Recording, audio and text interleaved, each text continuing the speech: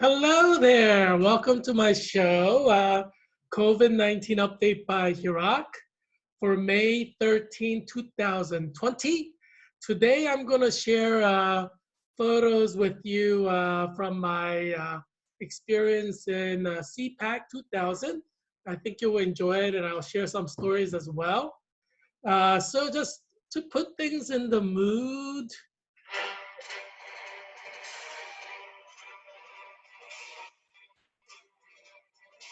we'll have some marching songs.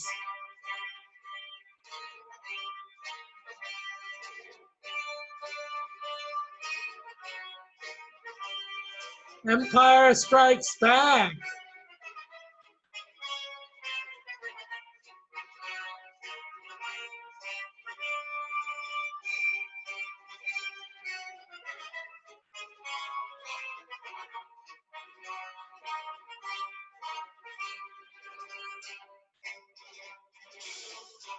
This week is National Police Week,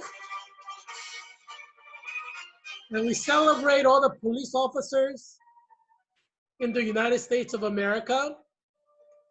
I like police officers. Police officers, serve our nation, and police officers, it's their job to help people. And I know a lot of TV shows, they have they try to play up the corrupt police officer kind of a theme.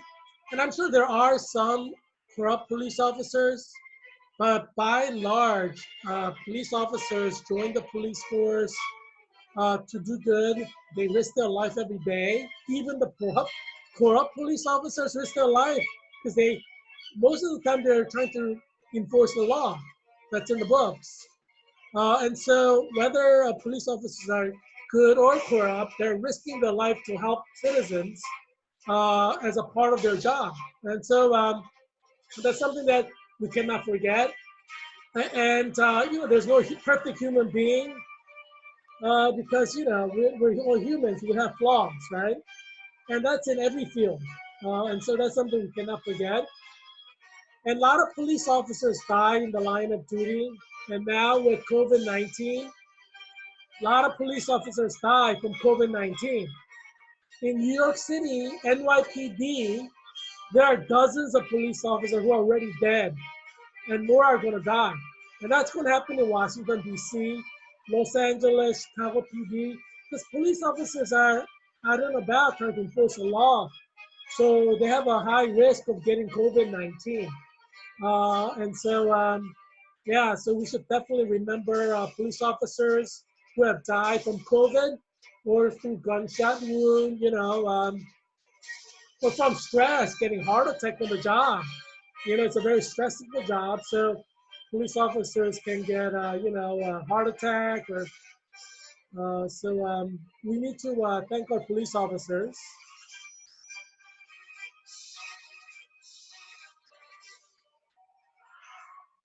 So we celebrate with our police officers who serve our nation and who try to do good. And yeah, it's so if you own a small business or restaurant, I would encourage you to you know try to give some free food to police officers, especially if you own like a donut shop or pastry shop. Police officers like coffee and pastries. So especially during this COVID time, it's a rough time. So try to give some free food to police officers. Encourage them. And they will enjoy their job more if you show them appreciation, right? So not only in Virginia's 8th district, which is Arlington, Alexandria, Falls, Church, and Fairfax County, but everywhere throughout the country, you should show appreciation to police officers. So let's celebrate National Police Week together, and also they have a fund to raise money for family members of police officers. I worked as a certified nursing assistant in the state of Delaware at a state of Delaware facility. So it's like at the rehabilitation center. Hopefully, people are not dying at large numbers there right now. But a lot of the fellow certified nursing assistants that I worked with, their husbands were police officers. So there was one that I really liked. You know, I liked all of them. There's one that I really liked, and we generally worked together as a team. And her husband was a police officer, and she just graduated from certified nursing assistant program. Like after high school, she went into that. Her husband, after high school graduation, went into like a 2 year associate degree to become a police officer. So they were really young. They were like 21, 22, and it's a good, a good way to serve the country and make money. Obviously, if you're a police officer, I recommend getting married right away. Because you have a job and it's a very highly stressful, emotional job. So it's good to have a wife. And so find a good Christian from your church, because you want your wife and mother of your children to be a good Christian, right? So yeah, so I would recommend getting married early for police officers, firemen, everybody. I think it's a good thing to start family at 18, 19. If you're not going to college and if you start working, you're an adult at 18. Get married. I mean, why wait? Um, and people can get married earlier, 16, 17. If they graduate from high school at 16, some people graduate early and start working.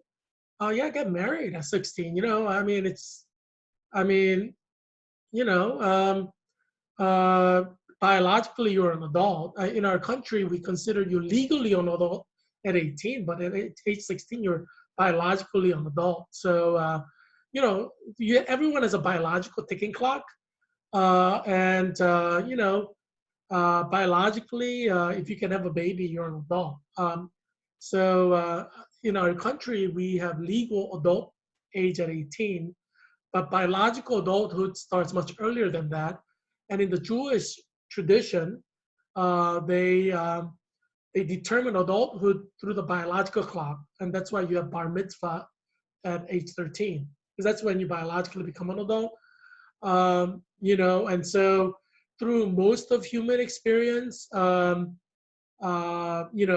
went by biological clock, and that's why Gandhi, Gandhi was famous.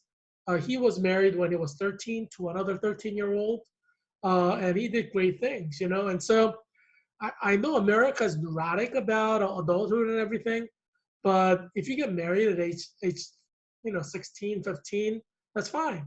Like, let's say you get pregnant at age 15, um, don't have an abortion, don't kill your baby. You can marry the guy, you know, uh, and a lot of the girls will get pregnant by a guy who's like older generally. So, like, if you're 15-year-old, you get pregnant by a guy who's like 18, you can get married and start a family. You could finish your high school through GED. You shouldn't kill your baby, and you don't have to give up your baby for adoption. Uh, you know, uh, I know like feminists and Planned Parenthood are like, oh, you're too young to get married at 15. That's not true. That's not true. High school, most of high school is a waste of time anyway. Uh, Same with college. So if you start a family at age 15 and you finish your GED online, and there are like high school programs where you can finish online. That's fine. Start your family, have your kids. If your husband starts working as a police officer at age 18 or 19, it's fine. You don't have to wait. I mean, it's feminism. It's like, oh, you have to go to high school, you have to go to college. You don't have to go to college. You don't have to go to college at all. Like right now, all the college graduates don't have jobs. Everyone who's graduated from Georgetown are not going to have jobs. I mean, most of them are not going to have jobs. So everything is closed. And this COVID-19 is going to last, what, 2, 3 years or more? Yeah, college degree is useless right now. Uh, it just shows you how stupid society can be and stupid, Planned Parenthood and feminists are. All the things that they value, it's worthless now. COVID-19, whenever a natural crisis hits, it shows the society what's useful in society and what's not useful in society. Obviously, politicians are useful because they have to lead, right? They're working every day. Well, not the House. Speaker of the House, Nancy Pelosi did not open, but senators are working every day right now. President Trump worked every day, even when Senate was out. So, true leaders, they have to work. That's how it is, right? So, when a calamity hits or a natural disaster hits, you realize what are the really important jobs. College degrees are not really necessary. Like college people try to act like they're all important. They're not. And COVID-19 shows college degree is useless by and large. Graduate degree is useless. I mean, what are you going to do with it? You know? So, yeah, if you get pregnant at age 15, do the right thing, get married to the guy who got you pregnant and start a family and stay faithful to him rest of your life. You know, yeah, I mean, let's look at things from a Christian perspective and not from the world's perspective. You're not going to become a better human being because you get a high school diploma and get a college degree. A lot of college graduates are awful human beings. You know, and less than what 30% of Americans have college degrees, 4-year college degrees. Um, so 70% of Americans don't have college degrees. They have like high school diploma, and they're just fine. They're great Americans. They're great individuals. There are so many stuck-up liberals with college degrees, who try to act well self-important. They're not important. College degree does not give you character. College degree does not give you a kind heart. College degree does not give you even knowledge. I mean, a lot of people with high school degrees, they're much more knowledge about things that matter than people with college degrees. College is a waste of time by and large. I mean, the reason people go to college is to get that first job, get a better paying job. But other than that, college is useless. I mean, you could get a high school degree, read on your own. Um, I don't know if you saw the movie Good Will Hunting. You can learn everything you learn in college at home, generally, unless you're doing like advanced PhD studies, then you need somebody to train you. But most of what you do in college, you can learn that on your own through books. So yeah, watch the movie Good Will Hunting if you haven't seen it. Yeah, college degree is overrated. And so yeah, if you get pregnant at 15 or 16, get married. And Christian parents should not tell your kids to have abortion. Christian parents should tell your kids to get married, right? You gotta prioritize things of God, and that's this COVID-19 is showing us how useless college degrees are, right? I mean, people with college degrees, they don't have a job. People with law degrees don't have a job. People with MBA degrees, these are all useless degrees, really. Most people who are self-made billionaires don't even have college degrees. Like, Bill Gates doesn't have a college degree. Founder of Facebook doesn't have a college degree. They dropped out of college. Most billionaire, millionaire businessmen, they dropped out of college. They didn't go to college. They just worked in the business world, learning the trade. That's how people get rich. Even in South Korea, founder of Jebber, the billionaire, they didn't have college. The founders, they just have a high school degree and they just made their billions. Yeah, it's easier to make billions if you just start in the business world with just a high school diploma. You have more time. Your body is limited in what it can do. So if you start working at 18 to create your business empire, being an insurance salesman, going door to door, you have higher chance of becoming a billionaire than somebody who goes to Harvard undergraduate and then Wharton MBA. You have less chance of becoming a billionaire like that because you have all these college degrees. By the time unless you become a CEO of a company or you start your own company, you're not going to become a billionaire or even a multimillionaire. So yeah, business world is people who don't have college degrees who become billionaires hire Harvard MBAs, Stanford MBAs. That's how it works. If you're in the business world, you know what I mean. And it's like that in every country: Hong Kong, China, Philippines, Indonesia. People who are the wealthiest, are self-made, wealthy people who just work their way up to their billions. And so yeah, that's most of the world. And so yeah, and it's like that in South America. Yeah, you think Carlos Slim in Mexico has like PhDs? No, they say generally PhDs, because of their education, are incapable of becoming billionaires. You know why? Because they overanalyze everything. And by the time they've done analyzing, someone else has beat them to the punch. So they said, if you want to become a billionaire, don't get a PhD or even a master's degree, because that is a you know people who get PhDs and master's degrees, they overanalyze everything and they will not get to be get to get to win. Yeah, so they say if you want to be a billionaire, it's better just to have a high school diploma and start from scratch to build up wherever you want to go. Like if you want to be a real estate billionaire, just start, getting a real estate license, start selling your houses and learning about the trade. You don't have to learn math, science, social studies, the core curriculum. You just do real estate. So you become an expert of real estate at age 19, 20.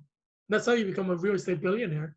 Yeah. So, I mean, there are exceptions to the rule, but, there are Russian immigrants who came from Russia with nothing, with $500. They became billionaires, while Harvard PhDs, Harvard MBAs didn't even become a multimillionaire. Yeah. A lot of immigrants, from Russia and from Europe, they became millionaires and billionaires just by hard work, learning their field, and working hard. So, yeah, college degree is overrated. You don't need it, really. I mean, if you get a job with that college degree that pays you enough to live and, uh, you know, don't get a college degree. It's a waste of time, waste of money. So, yeah, I mean, people get college degree generally to get higher, paying job. So if you can get if you're not going to get a job out of college, yeah, just go to join the police academy. You'll make more money than going to Harvard right now. Right now, you could join police academy, become a policeman, right? It's much more useful job. Um, yeah, college degree is overrated. I would recommend that you don't go to college if you don't have to. If you could get a job without going to college, yeah, go in that path. You join the police department at age 10, become a police captain by age 28. You're making more money than probably like Harvard graduates. Most of the Harvard graduates at that age. Um, I mean, there are exceptions, and you'll be happier because you probably are married and have like 4 or 5 kids. You know, yeah. I mean, and you're like at the top of your food chain as a captain at age 28 or 29 or 30. You started at 18 or a sergeant. Yeah. So I would recommend that. If you're brave enough to join a police academy, I said do that. I mean, you're helping people. You're in control of your life. You have vacation days where you could do whatever you want. You go to college, graduate school. It's a waste of time. A lot of people with master's degree, they're making like $30,000 working for an NGO. I mean, it's like dime a dozen in Washington D.C. What waste of lifetime.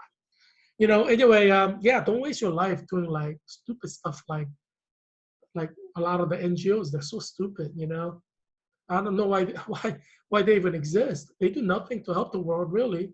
I mean, they feel self-important with their bachelor's, master's, and PhD. Oh, we're NGO. We are NGO. We're doing this and that. I mean, it's stuck up people, stuck up elitists and NGOs, Yeah, you don't need that, all that waste of time, waste of life. And all of these people who work in NGO, they're not married. They're like 35, fat, and they used to be pretty when they're 20. They should have gotten married then. But by the time they're 35, they're ugly. I mean, just look at the people who work at NGO. They're like really ugly at age 35, not married, complaining about men, become men haters. Yeah, you don't want to become like that. If you're a high school senior graduating this year, a girl, if you could find a job as a working somewhere that pays enough, I'd do that. Or get your associate's degree in nursing. 2 years later, at 20, you're going to make $60,000 as a nurse. Do that, helping people. It's worth it. Go to community college. Many community colleges, it's free. Yeah, get your nursing degree and start working at 20. Marry the guy of your dreams. Yeah, I mean, a lot of these women who go to college and get graduate degrees are like men haters. They're pretty when they're like 18, 19. By the time they're like finished with their master's degree, they're like fat. They hate life. They hate men. I mean, geez, do you want to turn out like that? Yeah, I would highly recommend not going to college if you could avoid it. If you do go to college, make sure you nab a guy in sophomore or junior year to marry. Make sure you get married when you graduate from college or before you graduate from college. You know, I mean, you want to get married when you're at the height of your beauty, like from 18 to 20, 24. After 24, it's downhill. You start getting uglier. I mean, geez, biological. You're not God. You're, after 26, you start getting wrinkles. I kid you not. You get what do you call that?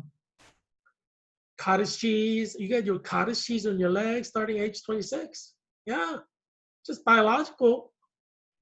So you want to get married before you have cottage cheese? You like cross your leg and then there's like cottage cheese. Which guy's gonna like that? So I mean, you can't control it. What are you gonna get liposuction? Or suck the cottage cheese out at age 27, 28? Yeah, look at like singers who are 26, 27.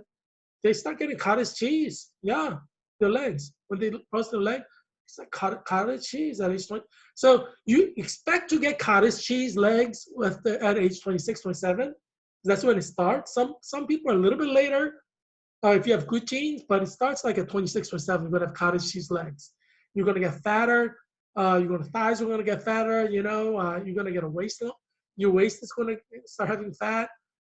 Yeah, I mean, this is, at 18, your chance of getting the guy you want, if you're kind of pretty, is like probably like 90%.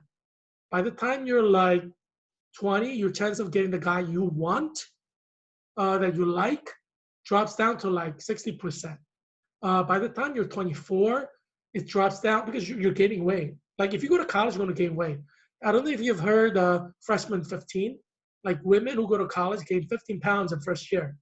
Yeah, because they're hanging out with their friends, eating food, watching movies, eating food, studying for exam, eating food. So like there are women who go to college and they're really pretty, like first day when they come. And then like after 1 year, they've gained 15 pounds. They're like ugly. Yeah, that could be you. So yeah, I mean, if you go to college from home, parents are there. They generally look out for you and your figure, what you eat, so you're not going to gain weight. But if you go to college dormitory and start eating with your friends, yeah, you get freshman 15. You're going to get fat and ugly. And so yeah, so I would recommend women get married early. Like if you don't go to college, get married at 18. And when you're at the height of your beauty, you can get whichever guy you want. That's when you want to get married, you know, at the height of your beauty. By the time you're 26, guy you want, you have like 40 to 30 chance of getting at age 26. If you pass 30, the chance that you're going to get the guy that you really want drops down to 20 or 15%. Yeah. I mean, I generally date women who are like 18 to 20, 24. I mean, yeah, I mean, if you can date women who are beautiful, why not do that, right? So, and most men are like that. If they could date women who are beautiful, they're gonna try to date women who are beautiful, right? So, I'm an alpha male, so I have no problem dating women who are 18 to 24. But if you're a beta or gamma or delta male, obviously you're gonna date women who are older. But 99% of the guys don't want to date older women. They want to date between 18 to 20, 26. That's just how guys are. 90% of the guys are like that. That's why you have midlife crisis. A lot of guys who reach 40 or 50, they want to date women who are like 21.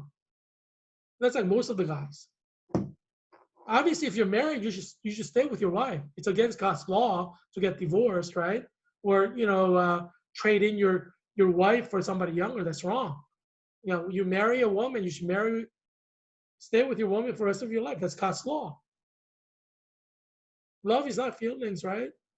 You built your life together. You should love her until she dies or you die. So anyway, it's important for you women to know these things. Hopefully, your mom told you. Moms generally don't know because they're women. They don't know how guys think. And if you don't have a father or your mother's divorced and your father, you don't really see your father, you're not going to hear these things from your father.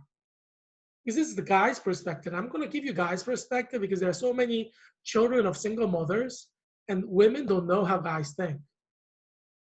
You think your father's going to tell your mother how he feels? Have you ever seen what happens when your father tells your mother how he feels, truly feels? There is like a war in your living room for like hours. It could last for days. Most guys will lie to their wife just not to have that kind of war. That's just part of married life, you know. Yeah, and so yeah, so if you have a single mother, your perception of man is like 95% wrong because you're getting your mother's perspective, and she thinks like what she knows is how guys are. It's not, because guys lie to women starting like age 13. Yeah, men lie to women all the time. Now, husbands lie to their wife because they just don't want to get into a fight. So 99% of the women do not know what guys are like. They think they do because they think they're all smart, but they don't. 99% of the women don't know how guys are like. Your mom doesn't know how guys are like. She probably thinks like I know 100% what guys are like. I've been married to one for 30 years or 20 years. She doesn't know. So her husband's lying to her. Every man lies. Lies or don't talk about it, or that's how guys are. Women do not know how guys are. That's just the way it is. That's always been that way. It's always going to be that way. That's how it is. Doesn't matter if you're Hispanic. It doesn't matter if you're Korean. Doesn't matter if you're white. Men are going to lie to their women because they just don't want the fight. That's just how it is. And so if you don't have a daddy, I feel bad for you because you're not going to know how guys are. Because who's going to tell you? Your mother? Your mother doesn't know. Yeah, that's why I feel bad for children of single mothers because you don't, especially women, you don't know how guys are. Like you have this picture from the movies or what your mother tells you, which is 100% probably wrong, maybe like 95% wrong. But yeah, she's going to be like 95% wrong. Whatever your mother tells you about men, she's 95% wrong. I guarantee it. Any advice your mother gives you about men, she's going to be wrong. Yeah, she thinks she's right, but she's going to be wrong. I guarantee it. So, because men think in a certain way, men are a certain way. All the men know what that is. We don't talk about it. We just know. It's biological. So I'm going to tell you, those of you who are like 18 and in 20s, let's say you're 22, graduate from college and working somewhere, get married as soon as possible. Because by the time you're 26, you're going to have cottage cheese. Guys that you date will lie to you, but they're going to stare at that cottage cheese when you're not looking. They're going to say, man, I wish I had a woman with that cottage cheese. That's how all guys think that way. They feel guilty that they think that way, but that's how they're going to think. I'm not gonna lie to you because there's enough people lying to you. Your husband's gonna lie to you all your life about how he feels about your dress or how he feels about your perfume. He's gonna lie to you. I'm not gonna lie to you. You know why I'm not gonna lie to you? Because you deserve to know the truth. Because if you think like men will like me at age 30 before my brain, then you're 100% wrong. No man likes women for her brain. I mean, they may like her for her brain, but they don't want to marry her for her brain. I mean, guys will lie to you and say, I want to marry you because you're so smart. Yeah, that's a lie. 99.9%, that's a lie. I'm going to leave some exception to the rule. No guy marries a woman because he likes her brain. I guarantee you. I guarantee it. 99.9%. If the guy tells you that, he's lying to you. Lying to you. Yeah. So I'm going to tell you the truth because there's so many single women without daddies. Like, if your father is divorced, he's not going to tell you 99% of the things he would tell you if you weren't divorced. Because he's afraid that you'll tell your mom and then he's going to get in trouble. So had your dad not divorced your mother, he would have told you maybe 30% of the truth. He will never tell his daughter 100% of the truth. Because it's his daughter. But he doesn't want his daughter to like screw up in relationships and stuff like that. So he will tell at least like 30% just to warn her, right? If you have a daddy who's not divorced to your mom. But if your daddy's divorced with your mom, he's not going to tell you, even like 30%. He's not going to tell you even 1% because he's afraid of what your mother will say to him. Because you're going to tell your mom. He's going to get it. He might have tried once or twice and then he got it. He's not going to try again. Guys are like that. So if you're a child of divorce, I feel bad for you because you're not going to get the facts. Because your divorced father is not going to tell you the facts because he's afraid of your mother. If your father is not divorced, then he will probably tell you the facts, 30% just to make sure you don't get into like problems with men. Because men understand men. But he'll be careful because he knows his wife is gonna still like pick a fight. So he has to balance like how much do I tell my daughter to protect her without getting in trouble with my wife? Yeah, most fathers struggle with that. I mean, that's like they lie awake and can't sleep because of that, because they love their daughter. you know, uh, guys are kind of simple. We don't really worry about many things. These are things like the dads worry about that keeps them up at night. Because they love their daughters. And men don't treat their wife, their sister, their daughter the way they treat all other women. I guarantee it doesn't matter if it's a devout Christian. I don't care if it's Franklin Graham. I don't care if it's Joel Osteen. Men do not treat their women. They treat all women differently from the way they treat their mother, sister, and wife. That's how it is. And certainly mother and wife and daughter, they treat completely differently. Every man, every single one. Because men are biologically wired that way, genetically wired that way. Men don't treat women they date the way they treat their daughter, the way they treat their mother. My Italian friend was saying to me, Italian men want their mothers to be like saints and their daughters to be like Virgin Mary and their wives to be like, where was it? Yeah, something like that. Wives to be I forget the saying. I mean, if you're Italian, I don't know if this is a common Italian saying, but maybe it's like they want their mother and wives to be like Virgin Mary. I don't know. I can't remember the saying now. It was a while ago. Like it wasn't like in high school. I heard this. Yeah. So anyway, if you're a daughter without a biological father, like if you have a stepfather, forget it. He's not going to tell you even 0.0001%. Because he's a stepfather. He's like a stranger to you. He's not biologically related to you. And he's going to be afraid of what your mother will say because she's your biological mother. So he's not going to tell you anything. I mean, a stupid stepfather may tell you stuff. He doesn't know he's going to get in trouble. Like most guys have a survival instinct, and they know that in order to survive in the marriage as a stepfather, you have to stay away from certain topics. So if you have a stepfather, you're not going to get the truth. Yeah, he's going to lie to you and he's going to lie to your mother. Because he's a stepfather. So I feel bad for you, all of you who have stepfathers, because he's going to lie to you and he's going to lie to your mother. Because he's like afraid of both of you. Yeah, I feel bad for you if you have a stepfather or if you don't have a father because you're not going to get any facts. Or if you have a father who's divorced, he's not going to tell you the facts.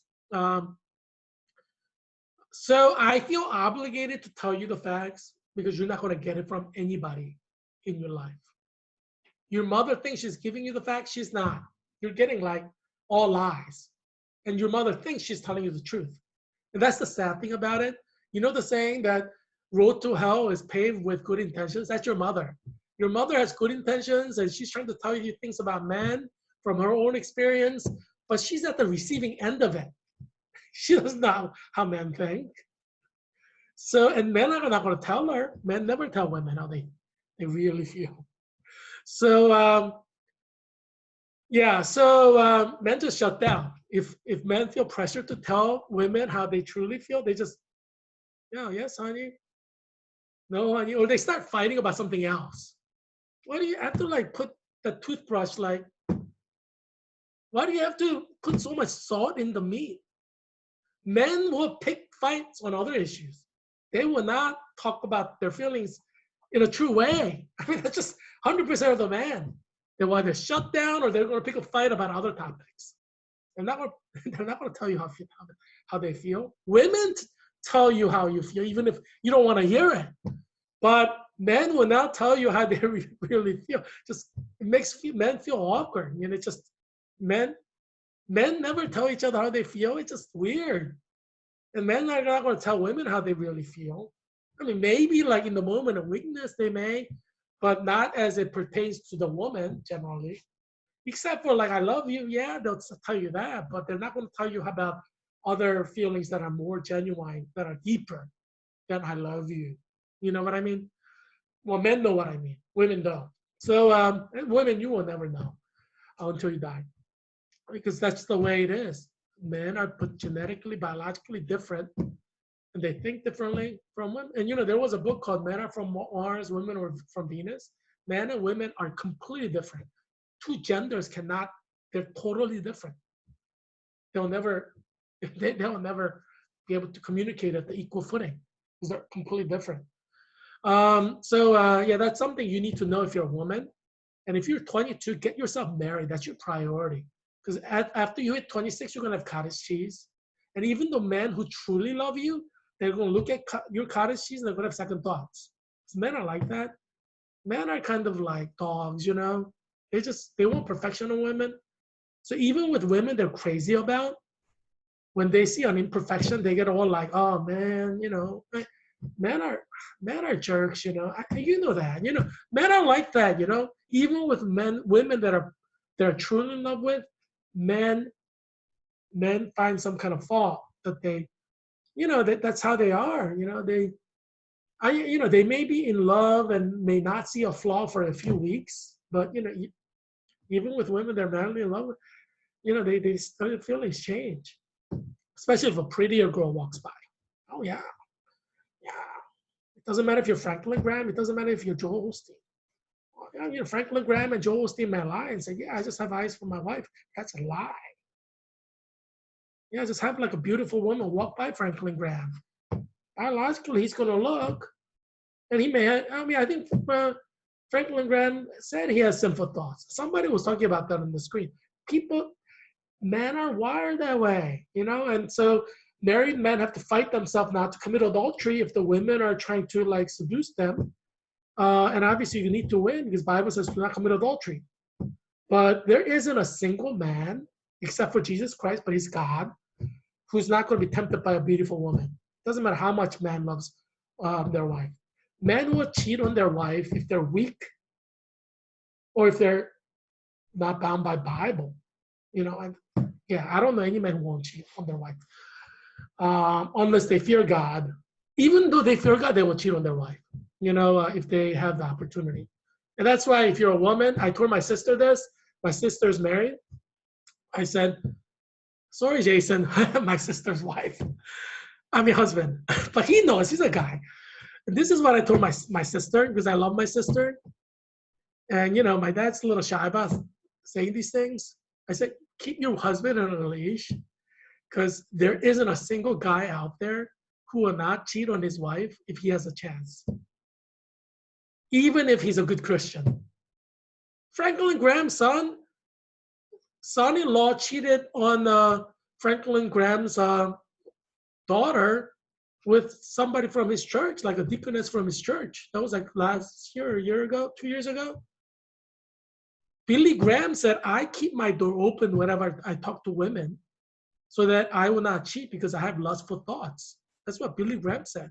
And that's why he never cheated in his marriage. Because every time a woman walked in, it doesn't matter if it's a deacon, it doesn't matter if it's another pastor's wife, he kept his door open. He didn't want to be tempted. And that's what Reverend Franklin Graham talked about. His grandson should have listened to his grandpa. He probably would not have cheated. You close the door and you're alone with a woman, yeah, things can happen. It doesn't matter if you're Billy Graham. Billy Graham tried to protect himself from that. All men are the same. They're all sinful. Yeah. So yeah, there's no one holy in the world, not even one. Everybody struggles with sin every day. And for men, even your senior pastor, even your youth pastor, he will sin given the chance, either from weakness or from desire. That's how they are. So I tell my sister, I said, you can never trust a man with another woman. Never, never. Doesn't matter if she's your best friend. It doesn't matter, well, except for his sister and mother. But I'm saying, like non-sister mother. You can never ever trust a man with another woman. You can't. So I'm telling you this, my viewers who are single women in their 20s. Hopefully you're married. If you're in 30s, my gosh, if you're in 30s, you're not married, you're a loser. For God's sake, what have you done with your life? Right now, you're at stay at home. You don't even have your job. You have thrown your life away. You're like 32 and you're not married. For God's sake, you've wasted your life. You should have married that guy who wanted to marry you when you were 26. Who's going to want to? Yeah, I don't want to. I don't want to be too mean about it, but I'm going to tell you the facts. Guys think this way. It doesn't matter if the guy has 1,000 PhDs. Doesn't matter if the guy is a pastor. Men are going to marry women for their looks. If they marry ugly women, generally it's because they can't get the pretty women. Okay? I'm going to tell you the facts. I'm not going to lie to you. So you know. Why? Because if you're 22, get married. That's what I'm saying. Get married. Because by the time you're 30, only men who are going to marry you are people who can't get 22-year-olds. That's how it is. It's life. Okay? Yeah, I'm looking out for you, single women out there. I want you to know what life is like because there's so many divorces. You don't have you may have a stepfather who's not going to tell you any truth about these things. You may have a father who's divorced who's not going to tell you anything because he doesn't want to get it from his wife or have her use it against him. Yeah, so I'm going to tell you the truth because a lot of my viewers don't have a father, like who's married to the mother and is a biological father. So I care about you. I don't want you to be unhappy in life. So if you're 22, prioritize getting married. Your job can wait. Your professional advancement can wait. Your marriage can wait because you're biologically, by the time 26, you're going to have cottage cheese. Yeah. If you don't believe me, just look at the famous stars who are 26 and look at their leg. They have cottage cheese. I've done it. I've kind of looked at every single actress on TV just to test my hypothesis. And I've seen their legs when they're like sitting and crossing their leg. They have cottage cheese. Yeah, 26, 27, cottage cheese. If you don't believe me, just look at your friends or your sister, older sister's friends, if you're under 26, and see when they cross their leg and see if they have cottage cheese. They do. Yeah. It's like little dimply things on the leg. It's not like smooth and straight. When they cross their leg, it's like dimply. It's like bumpy. Yeah. That's like cottage cheese. For those of you who don't know the term cottage cheese, because it's a political correct culture, people may not use it anymore. People used it like over a decade ago. And everybody knew what a cottage cheese was. But cultures change, times change. Unfortunately for you women out there, we live in a political correct culture, so you're not gonna know anything. Now, everything you know about men are wrong. After political correctness, nobody's gonna tell you the truth. Even comedians don't tell you the truth. They're afraid to get it from feminazis, feminists. Yeah. So feminists make your life worse. Yeah, you gotta end feminism. Secular feminism makes women's life worse because now men are afraid to tell you the truth. Comedians are afraid to tell you the truth, so you don't know the truth. So by the time you're 35, you're thinking, oh, men will love me for me. No. What world do you live in? Yeah. Anyway, yeah. So I'm just telling you the truth. I want you to be happy. So if you're 22, get married. If you're over 26, try to get married as soon as possible. Because if with every passing day, you're biologically degenerating, you're going to have less and less men who want you. Simple as that. Yeah. Sorry to break the news to you for those of you who've never heard it, but I care about you. I want you to be happy, so I'm going to tell you the truth. So look at the death figures. Yes, 2000 is our new normal. Yesterday was closer to 2000 than today, but it's around 2000. Yeah, that's our new normal. So I'm predicting it's going to go up to like 3000. That's going to be our new normal in a short while. And then we may even go up to 4,000. Yeah, but it seems like 2,000 is our new normal. Yesterday we had total death at 82,340. Today's total death is at 84,059. And they just revised the death figures. You know, the White House, they said we're going to raise it up by 7,000 the day before. See, I just tell you 1 million people are going to die by August 2020. Just make sure you don't become one of these 1 million people who die. I'm just going to tell you the facts. People are going to die. Just don't be that one who dies, right? 1 million Americans are going to die. You know that because I told you. Come August, I'm going to be proven correct. Over 1 million people are going to die. Just make sure you're not one of the 1 million. That's why you need to watch this show every day, like religiously, like from beginning to end, whether my show is 30 minutes or whether my show is 2 hours, 3 hours, 4 hours, 5, you got to watch every second of it. You want to live or you want to die. CNN is going to be politically correct and lie to you. Yeah, you live in a political correct culture, which is your curse. Because nobody's going to tell you the truth. So you're going to be unhappy in married life. You're going to be unhappy in romance life because everything you know about men are lies. 99%. I guarantee it. If you don't have a father or your father is a stepfather or your father is divorced, 99% of what you know about men are wrong. 99% of what your mother told you, all wrong. She doesn't know. You take her advice, you're going to be miserable in life. Yeah. Women should take advice about men from fathers. You know, not advice. I mean, assessment of men. Because you could take your mother's advice, but assessment of what men are like, you gotta, you have to get it from men. Your mother doesn't know. Yeah, so I mean, let your mom talk, but just take it with a grain of salt. You want your mom to happy, so let her talk. Let her give you her advice. Yeah, just don't take it. So confirmed cases went up around 20,000-ish. It's always been like 20 to 30,000. So it's yesterday it was 1,369,314. Today is 1,389,935. Yes. So today I'm going to be talking about CPAC. I don't know. I guess we should play like patriotic music, but it's my graduation. I'm graduating from Georgetown with a master in clinical nurse leader program. I'm going to become clinical nurse leader, as soon as I graduate and take the certificate exam in August. So so I'm excited. So there are 25 of us graduating in May, the ceremony, and then we have like a practicum in the summer. And then starting August, we work full time as clinical nurse leaders. And obviously, I'll be campaigning to win U.S. Congress of Virginia's 8th District that U.S. Representative Don Beyer holds right now. But anyway, so I want to talk about CPAC, but before doing that, let's talk about the death in New Jersey. Or I have ranked 5 top counties with COVID-19 cases. Why New Jersey, you may ask?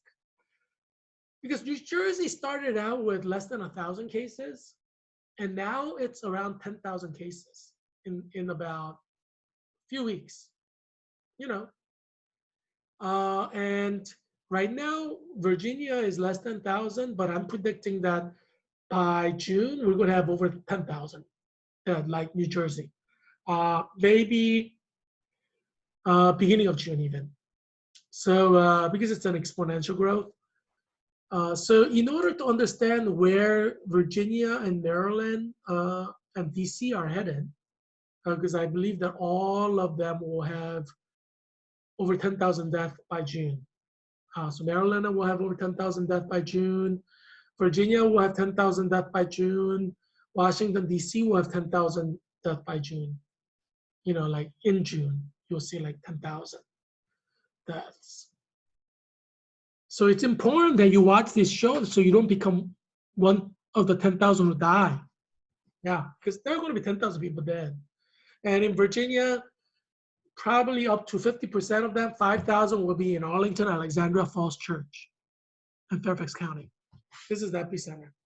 So, anywhere from 3,000 to 5,000 of the people who died from COVID-19 by mid-June or whatever, or end of June, will be in Arlington, Alexandria Falls Church in Fairfax County, Virginia's 8th district, Virginia's 10th district, Virginia's 11th district. Yeah, watch. I'm going to be correct. So far, I've been correct with everything I've said in this show. So I'm going to be correct. I'm the Leonardo da Vinci of 21st century. I'm rarely wrong. So I'm going to be correct. Watch.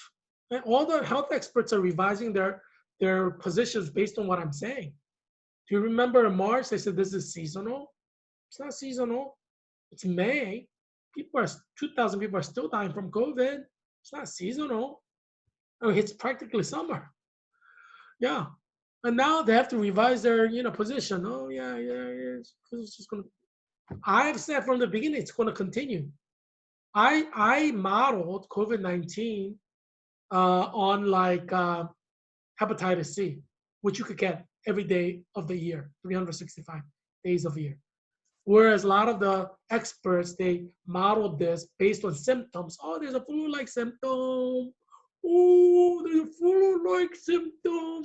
So it must be like a flu. So it's seasonal. Yeah. So yeah, they're all wrong. I'm right. Are you wrong? I'm right. Yeah. Yeah. Dr. Fauci, you even said it's seasonal. It's not. I was right. You were wrong. I respect you, Dr. Fauci, but sometimes too much knowledge can get in the way. All these experts have they look through this goggles. They look through social scientists have a saying. Everybody looks through some lens. And people like Dr. Fauci,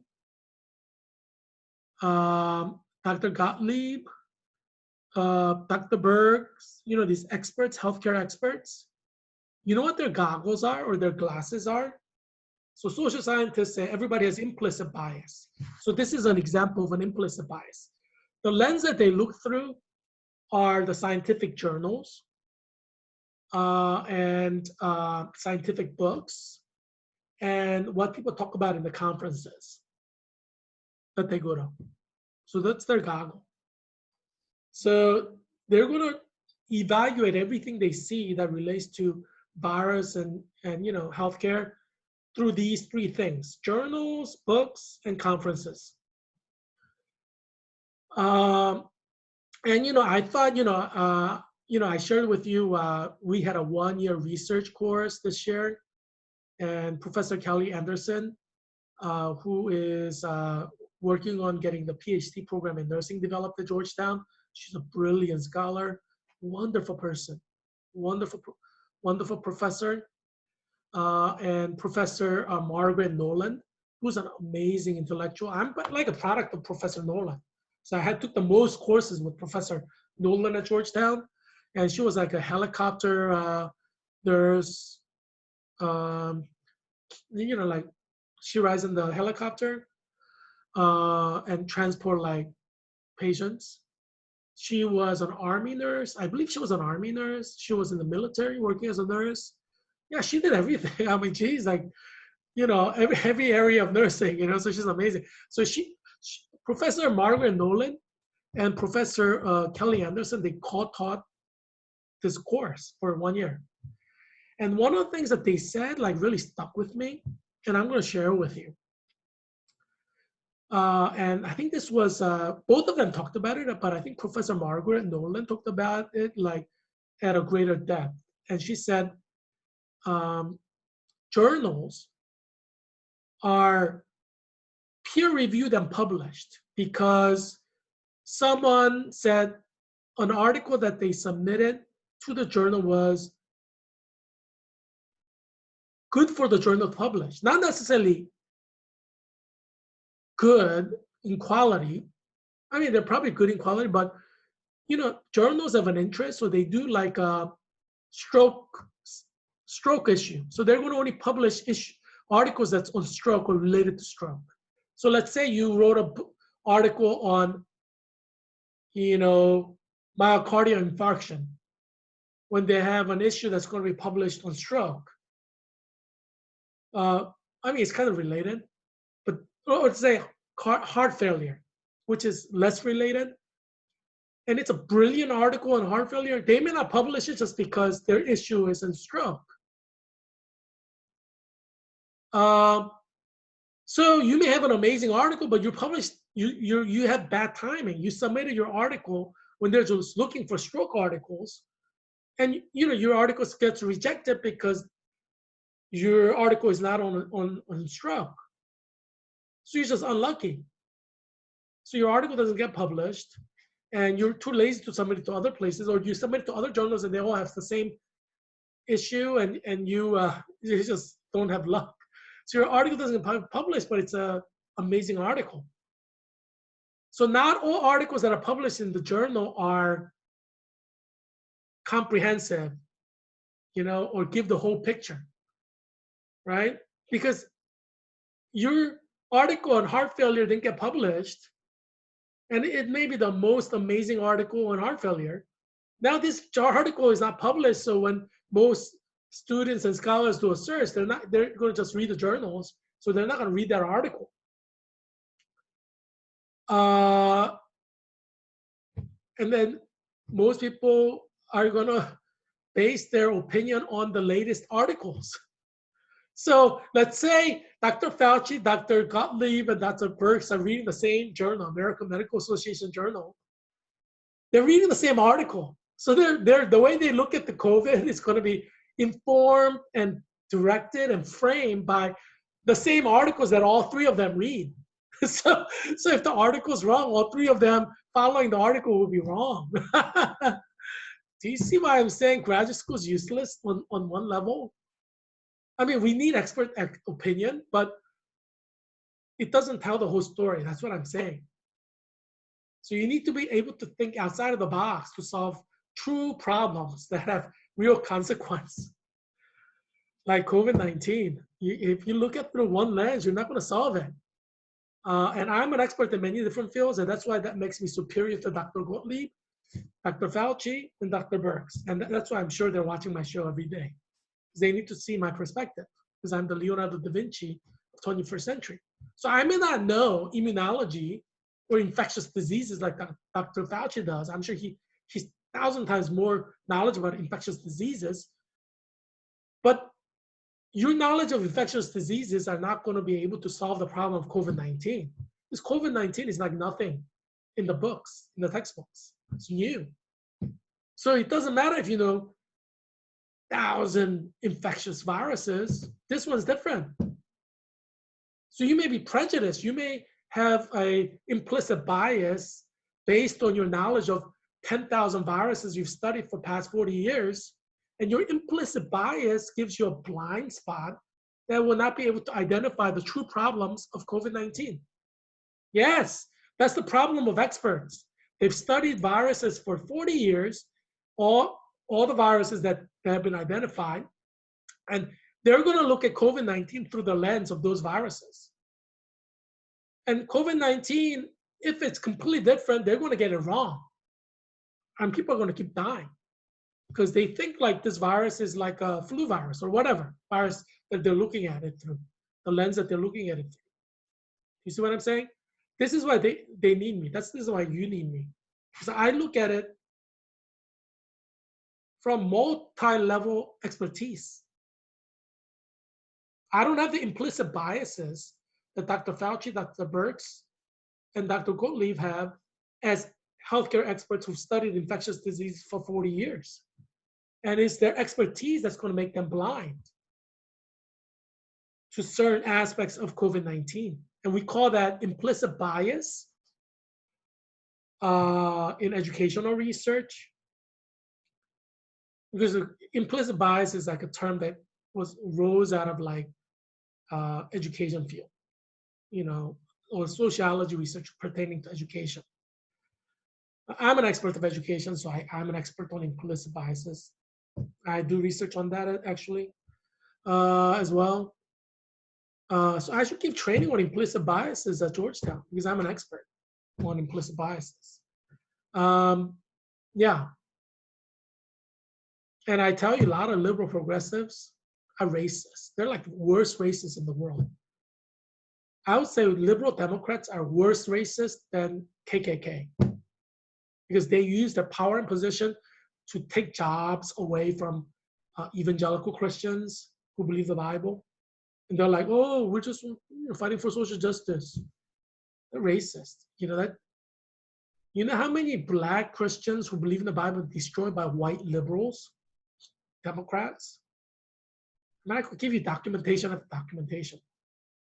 Yeah.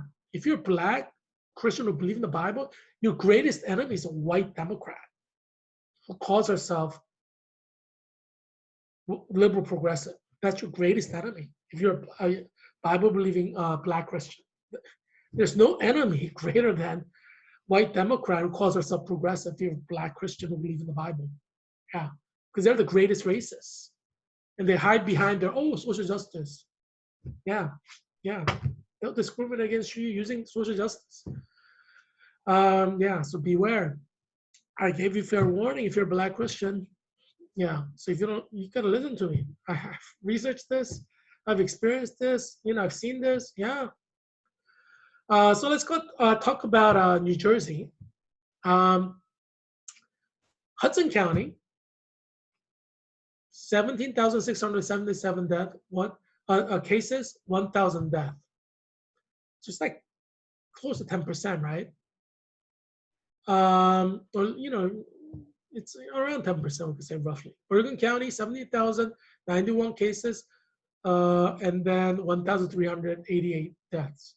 So it's like 10%. Essex County, 15,826 cases and 1,448 deaths. Like 10% of the people who get it die in New Jersey. Jeez, thank God I don't live in New Jersey.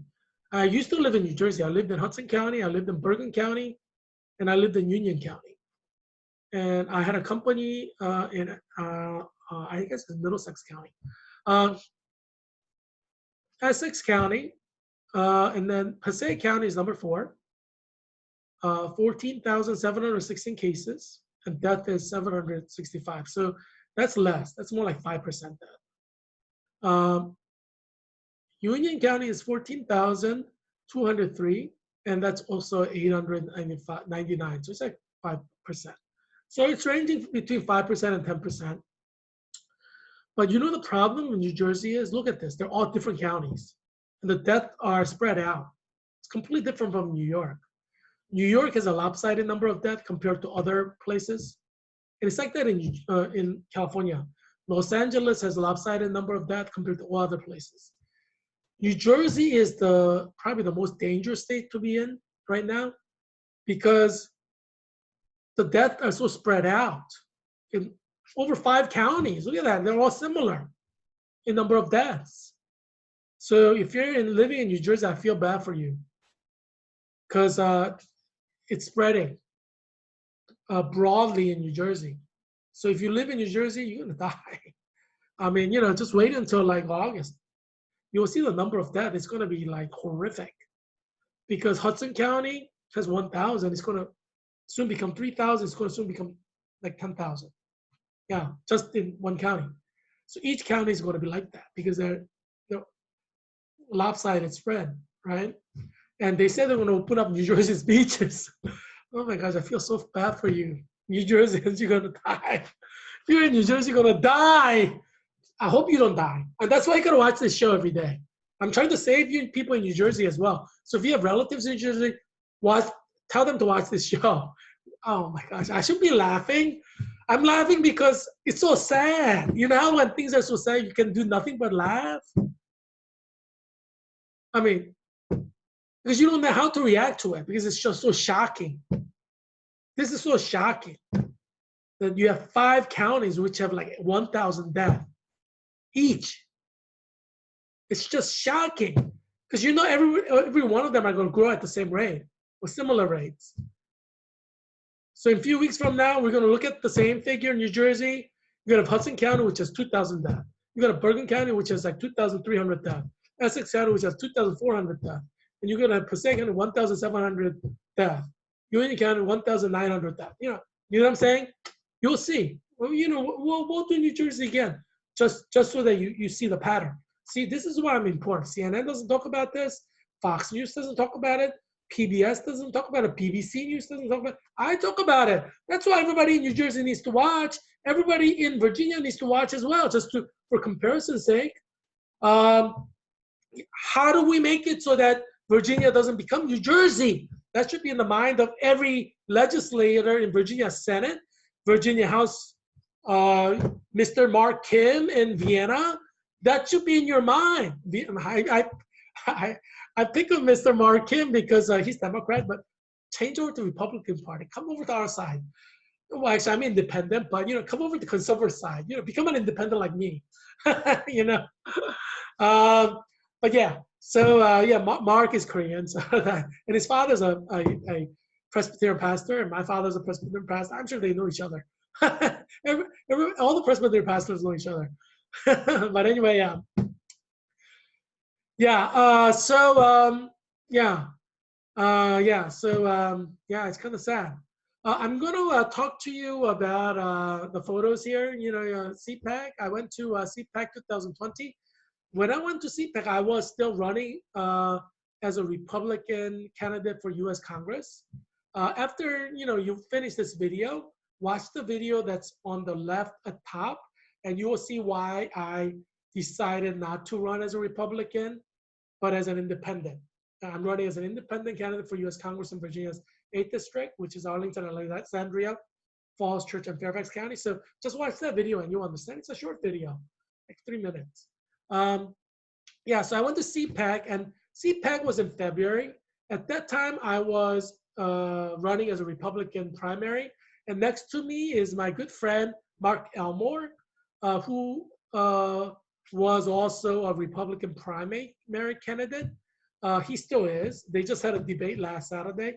Mark Elmore and Jeff Jordan were the two who are running against each other for a Republican ticket. Originally, it was Mark Elmore, Jeff Jordan, me, Heerak Christian Kim, and Mike Webb. And Mike Webb is at the other end. Do you see the African-American guy with the Trump head?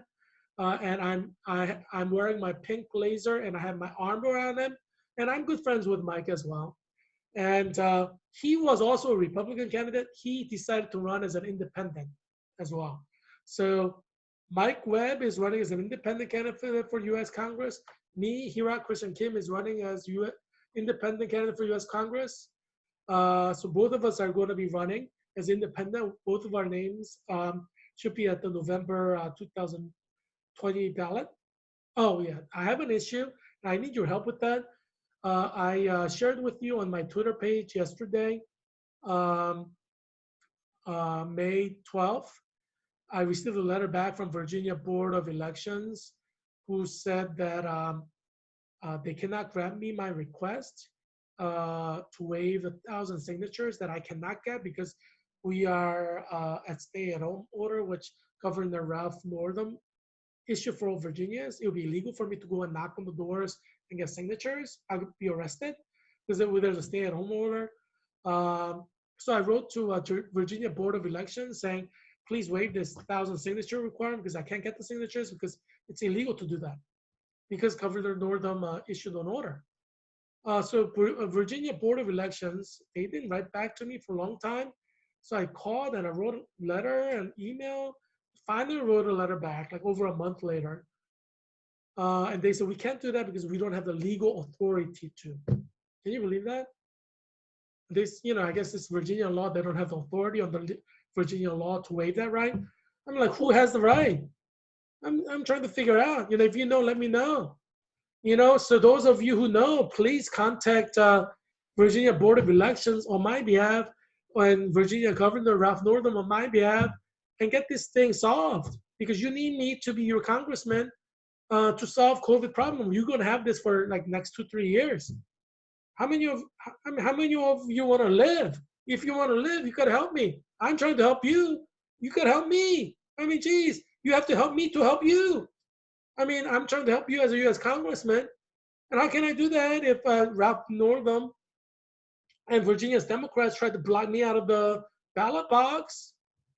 With this, because Ralph Northam issued a stay-at-home order on March 30th to last until June 10th, and I have to submit the 1,000 signatures by June 9th. So I wrote to the Virginia Board of Elections on March 30th, the day that Virginia Governor Northam issued the order. I mean, it's impossible for me to collect signatures because it's illegal to collect signatures.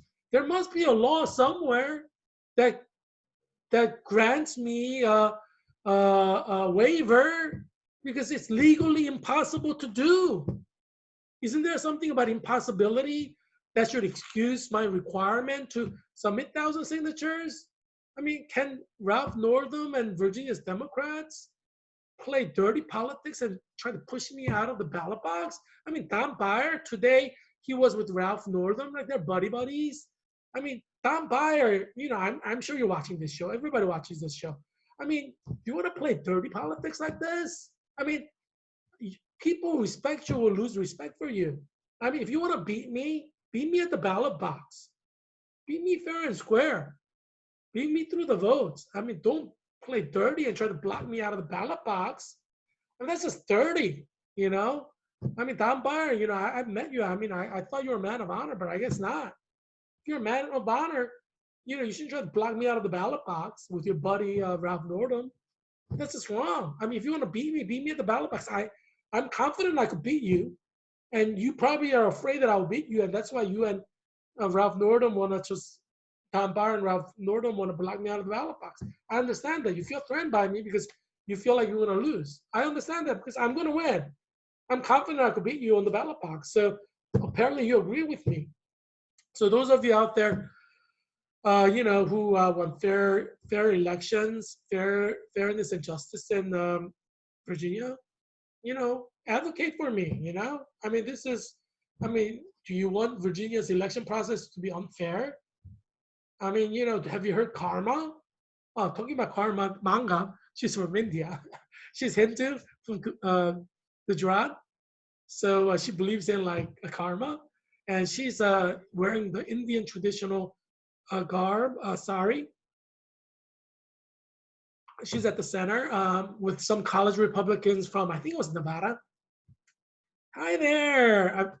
I'm sure you're watching my show in Nevada.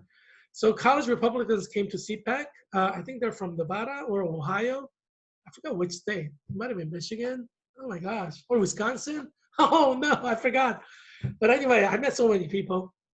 And so, we took a photo together and talked together. We're waiting in line. And the lady in the center photo, next to the photo with Manga, is a senator from Columbia country. So, hi, Colombians in Virginia's 8th District. If you know your senators in Columbia, you know her. Yeah. So I just sent her like a message on WhatsApp yesterday. Hopefully, yeah, I like her. I met her at CPAC, and she's like a senator in Colombia. But yeah, let's go back to Manga. She's running as a U.S. Congress candidate for the Republican Party officially against Jerry Connolly in Virginia's 11th district. So vote for her on November 3rd when you vote for me, Heerak Christian Kim, for Virginia's 8th district. And visit Manga's Twitter page, which is Manga for Congress. So Manga is like, the cartoon, spelled the same way, Manga, M-A-N-G-A, number 4, Congress. That's her Twitter page. And so my Twitter page is Heerak for Congress. So we have number 4 in the center, just like both of us. But I'm Heerak, H-E-R-A-K, for Congress. And Manga is Manga for Congress, M-A-N-G-A. for Congress. So yeah, visit her Twitter page, follow her on Twitter. Yeah, hey, Manga, I hope you win. Hey, Manga, I hope you're watching. You're probably watching the show. So I hope you win. I'm advertising for you because I want you to win. Yeah, I'll fight for you, Manga. We're friends. She spoke at my town hall in Falls Church, Virginia, and I invited her. So she talked there, and so yeah, you can see that on my Twitter page as well. Yeah, so yeah, she's great person, and she's an immigrant from India, and she's amazing. I'm sure she'll do a great job as a congresswoman. Yeah, so vote for her. Um, and next to the Colombian senator is another U.S. Congress candidate in the Republican Party. She's Jewish. Her name is Judith, and she's running for New York's. I forget the number of the. Like I think it's like Bronx or Brooklyn. She's running for as a Republican candidate for U.S. Congress, and I think she's like Orthodox Jewish, like religious, like. And I like her, and so we talked, and we're like, let's see each other in Congress, in January 2021. So yeah, so if it weren't for COVID, like I would invite her to like speak at Georgetown and stuff, yeah, I had all these great plans, but because of COVID, all of them are canceled. It's a little sad. But anyway, yeah, so CPAC was fun. I enjoyed meeting so many people. And I have to give a big shout out to Wake Forest College Republicans. Hi, everyone. Yeah, so Wake Forest is great. I love Wake Forest. It's a university in South Carolina.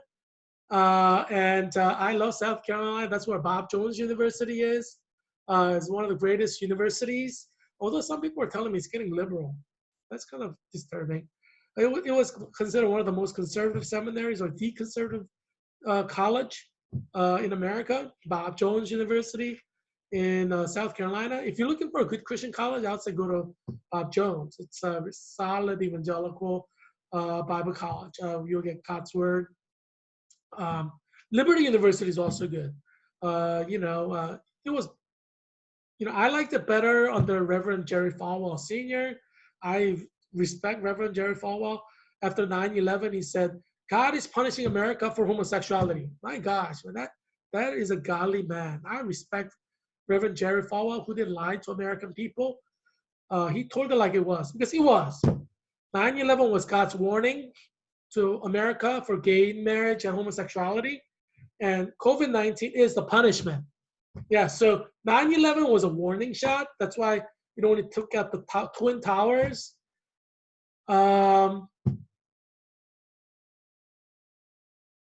yeah, there's a symbolism, Twin Towers. There's a reason for that. And there's a relevance now, Twin Towers. There's a reason for that. And those of you know what I mean, right? Yeah, so God prepares. God knows. God plans it well in advance, plans much faster than you guys, And so, so 9/11 was the warning shot. And Reverend Jerry Falwell Sr., who I respect, he's probably the minister I respect the most in America. Yeah, Jerry Falwell Sr. I respect that man. If he had a daughter, I wish I married her, but I respect that man. He's the greatest pastor that America had, in my opinion, in current 20th century. Obviously, I like Jonathan Edwards a little bit more, but yeah, and George Whitfield, yeah, but they were like 200 years ago. But yeah, I really like Jerry Falwell Sr., Reverend Jerry Falwell. And so, yeah, but he said when 9/11 happened, he said, God punished America for homosexuality. It's true. Americans, you should have heard this warning and illegalized homosexuality right after 9/11. This is why I don't really respect George W. Bush that much. because his response to 9/11 was wrong. He should have listened to Reverend Jerry Falwell, and he legalized homosexuality by executive order. That's what he should have done right after 9/11. But George W. was a partier at Yale, and he just became a Christian. I mean, he went to an Episcopalian church, but I mean, how many people who go to Episcopalian church are truly born again Christians, really? Like they support gay marriage and stuff. No one who supports gay marriage is truly a Christian, because Romans chapter 1 clearly condemns it in no uncertain terms. So if you support gay marriage, you're not a true Christian. Yeah, I don't judge you. God judges you. I'm just showing you from Romans 1. You can't be a true Christian because Romans 1 is there. If you read Romans 1 and you still say you support gay marriage, you're not a true Christian. Yeah, because you're contradicting the Bible directly. How could you be a true Christian? So you shall know them by their fruit. We need to assess who the true Christians are and who the true Christians are, who are not true Christians, in order to understand who we can use as leaders in the church, right? Yeah, you cannot put somebody who says gay marriage is okay as a deacon in the church, right? Because that person's not a true Christian. Anybody who says gay marriage is okay, it's not a true Christian. It's not. They may say they're born again, but don't believe them. Yeah, because we have Romans 1. We believe Romans 1. We don't believe you.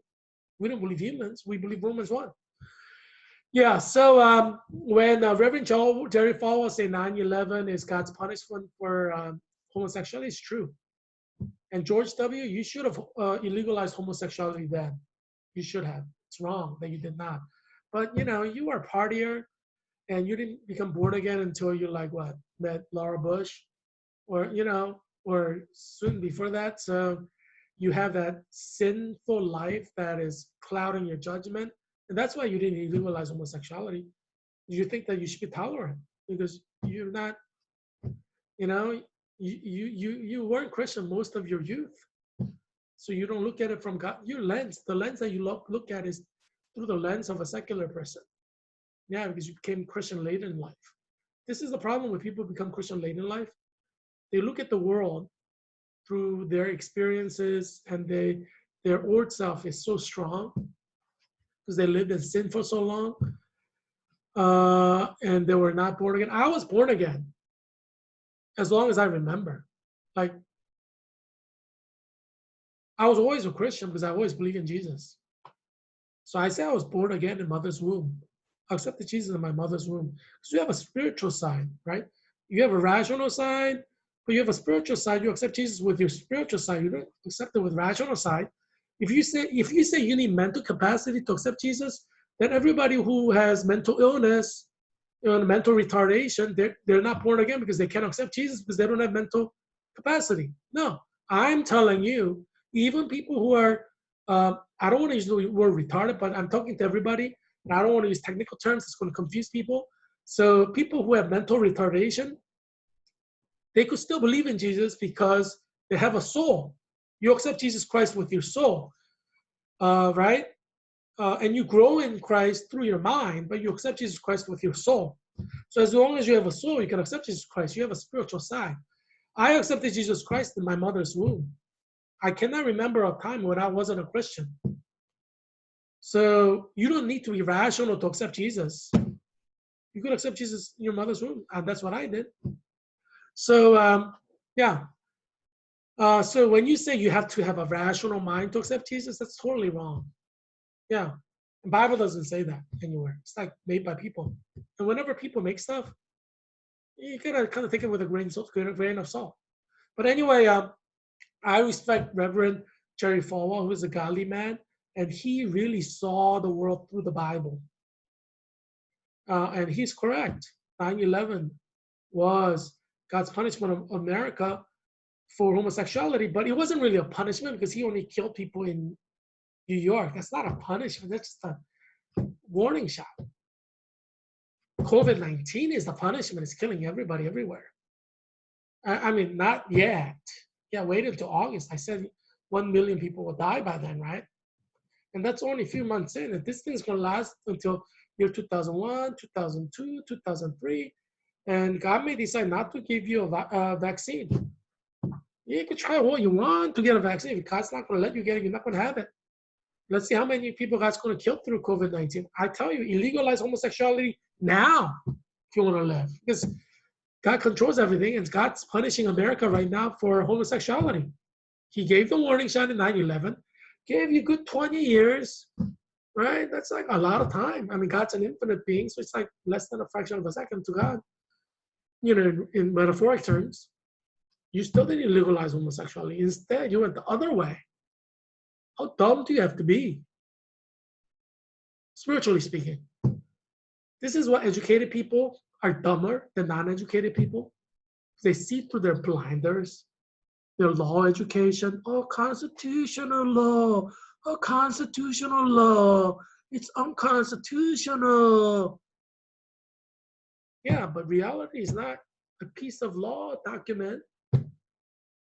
Are you going to live because you're observing the Constitution?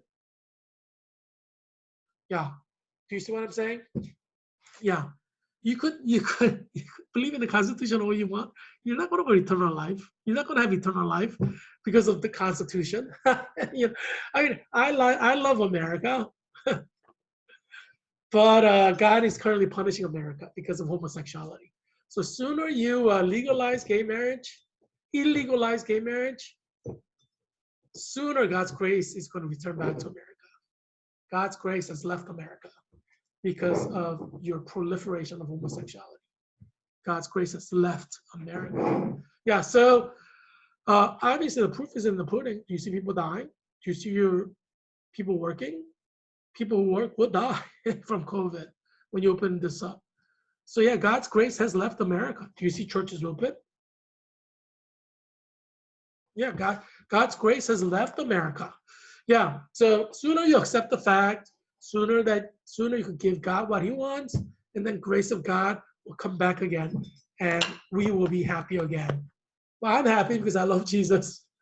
You know, I glorify God whether he kills people in punishment through COVID-19 or he blesses people in his blessing. I praise God. God is always righteous. God who kills 2,000 people per day in America because of homosexuality is righteous. God, he's doing the right thing, right? God is never wrong. Yeah, so I praise God for what he does.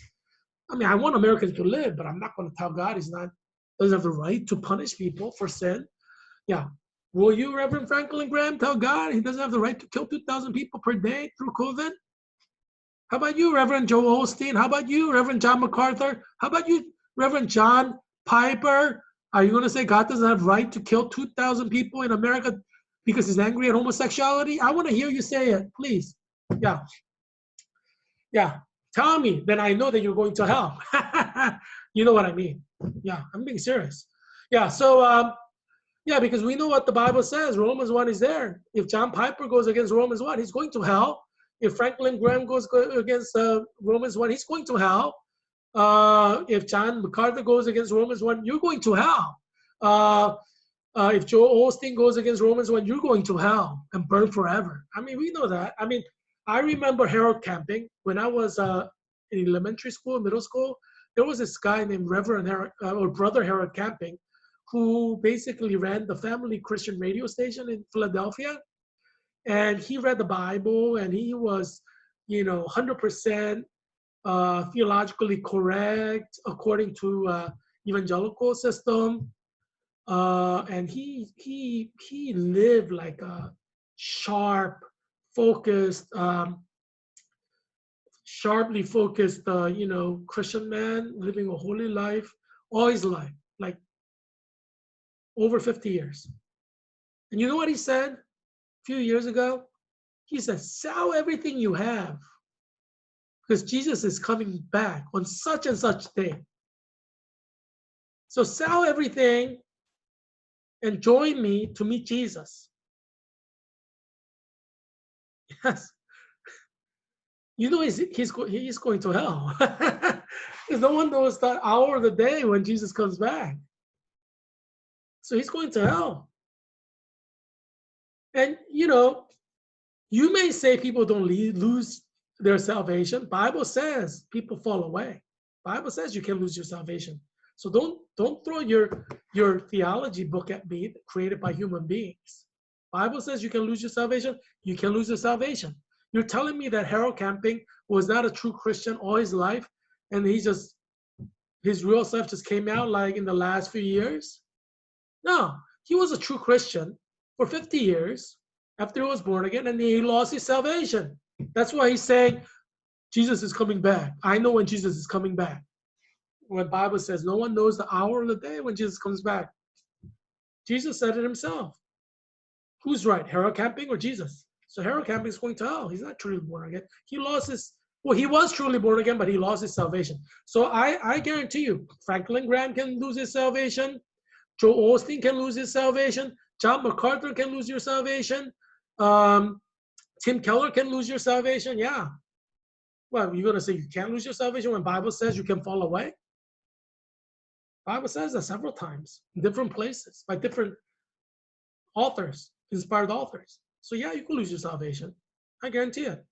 Bible guarantees it because Bible guaranteed it, I guarantee it.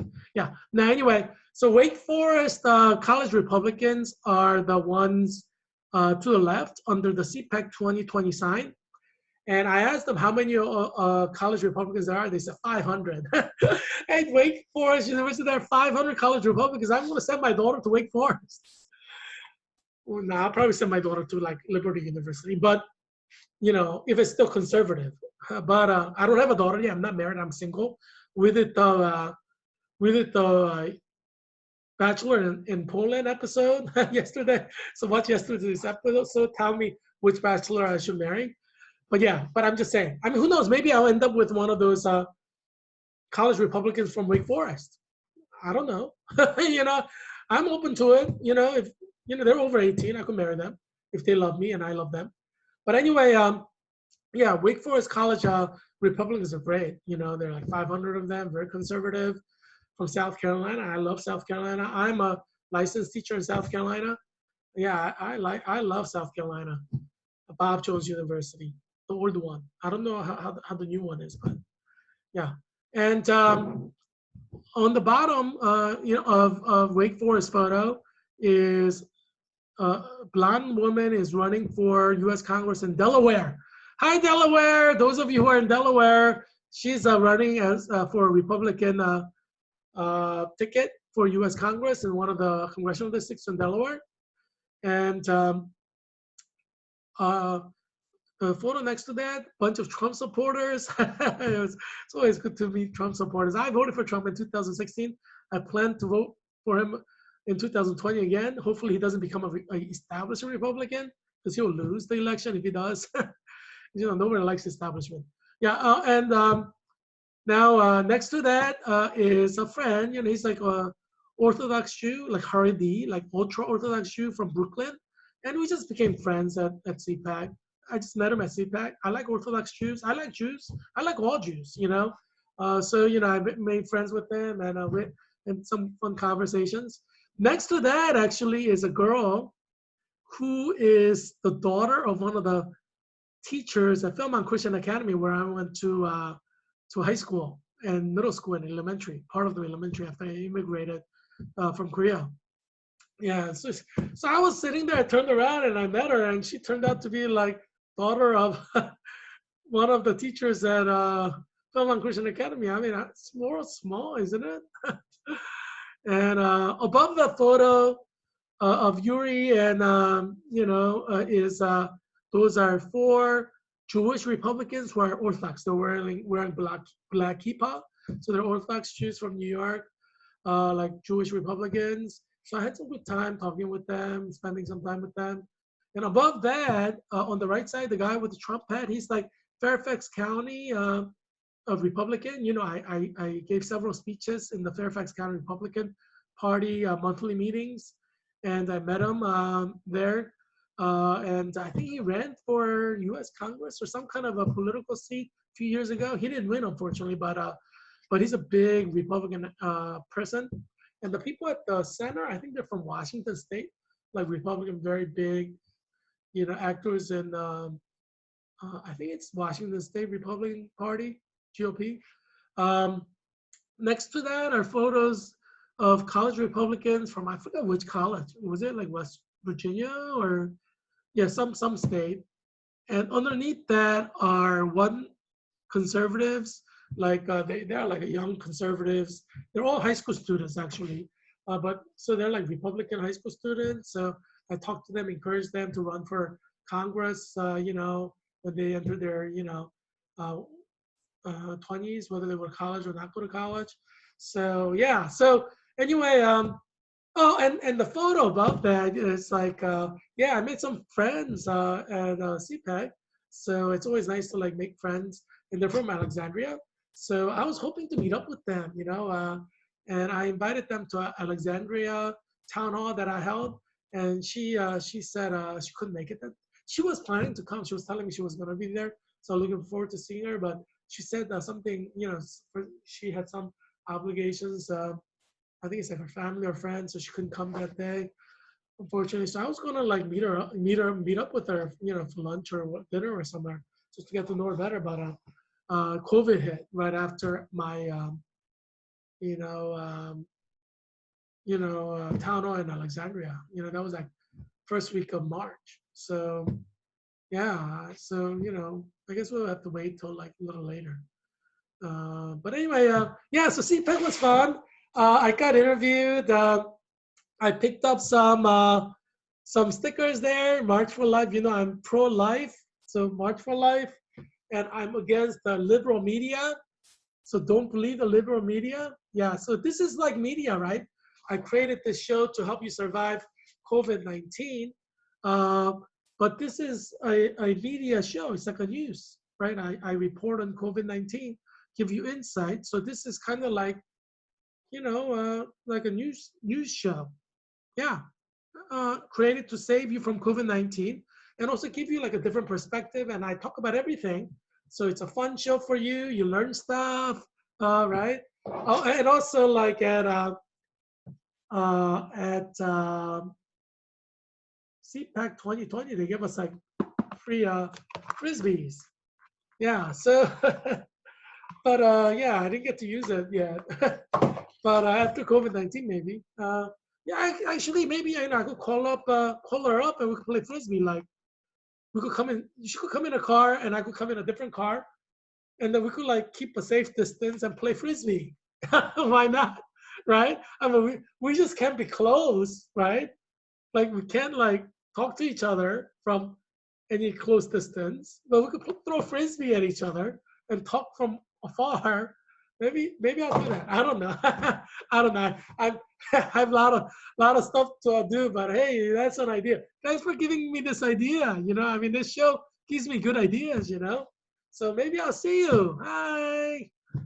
Anyway, I'm sure she's watching this show as well. Everybody watches this show. So yeah. So Harry's smiling. Why are you smiling, Harry? Do you understand this smile? Harry's smiling at me. I'm not sure why he's smiling. Harry, tell me why you're smiling. Mom is a word. He doesn't like to talk. Yeah, men don't like to talk about their emotions. They just smile or whatever. They don't really say anything. So Harry's like that too. Yeah, I mean, he's still smiling. Do you see? He's smiling. Yeah, he's smiling, but I don't know why he's smiling. But anyway, yeah, email me and let me know why he's smiling if you have an idea. So I hope you enjoyed this show. And, this show is a daily show. So there's going to be a show tomorrow. And you're going to love it. I want to hug the flag like President Trump. But his flag was bigger. But yeah, hug the flag. But anyway, yeah. Or stand next to the flag, like face to face with the flag. Yeah. So check back tomorrow's show, and you're gonna get more insights. I'm gonna help you survive. So 1 million Americans are predicted to die by August 2020, as we see the statistics. I want you to survive, so watch this show religiously so you don't become one of the 1 million, especially if you live in New Jersey. Oh my gosh. I feel so bad for you in New Jersey. Oh my gosh, I feel so bad for you. You're, it's going to get so much worse in New Jersey because it's like broadly spread out all over New Jersey. My gosh, it's probably going to be worse in New Jersey than in New York because in the state of New York, there are areas which are not so bad. But New Jersey, it's like widespread everywhere. Oh, I feel so bad for you, New Jersey. Governor Murphy, don't die. I like Governor Murphy. He's Democrat, but come over to the conservative side, independent. Become an independent like me. Oppose abortion, oppose homosexuality. Come on, Governor Murphy, you could do it. You could do it. I know you could do it. I know your soul and heart is telling you, I want to oppose gay marriage. I want to oppose abortion. I know it's like your conscience is speaking at you, Governor Murphy. Come over to the side of goodness, side of Jesus. Join Heerak. Yeah, I like Governor Murphy. He seems like a nice guy. Yeah, so anyway, I'm going to work on you, Governor Murphy, so that you come over to my side. So yeah, so keep watching my show, Governor Murphy, because this will help you get ideas. I want to help you save your state. So you got to get some ideas, right? All the 50 governors should be watching my show, right? I've been right every single time. I've been right, more right than Dr. Fauci. You know that, Dr. Fauci? I respect you, Dr. Fauci. But, I'm just saying, I'm just giving you the facts. So all 50 governors should be watching my show. Yeah. You want to save your state? You want to save the people in your state? Watch my show. Yeah. So COVID-19 update by Heerak will return tomorrow. And I hope that you will be well and that you will survive COVID. We're in it for the long haul for like many years. So put me in Congress on November 3rd so I can save you through policy changes. You need me in Congress. So get me on the November 3rd ballot. I mean, the deadline is like June 9th. So you have until June 9th to get me on the ballot. Everyone, keep calling and writing Virginia Board of Elections every day. Bombard Governor Northam with letters, phone calls, emails, everything, telegrams, whatever you could send them. Yeah, and get me on the ballot in November. We have until June 9th. That's the deadline to submit 1,000 signatures. And with those stay-at-home order, currently it's impossible. So yeah, get me on the ballot. I'm counting on you guys. I'm helping you survive COVID. Help me get on the ballot, get elected in November, and then I go to Congress and I work with everybody to save you from COVID. You need me in Congress. You know that. President Trump, you need me in Congress to work with you and for you to save people from COVID. Yeah. So, yeah, Mitch McConnell, you need me in U.S. Congress to build consensus for conservatives to make your life easier. Hopefully you get reelected too, or you get reelected. Yeah, but anyway, yeah. So help me help you. Yeah, help me help you. So let me go face to face with the flag again. So I hope you will be well and your family will be well. And I'll look forward to seeing you tomorrow. So don't forget to tune in. An exciting show, COVID-19 by Heerak, is waiting for you. So see you tomorrow.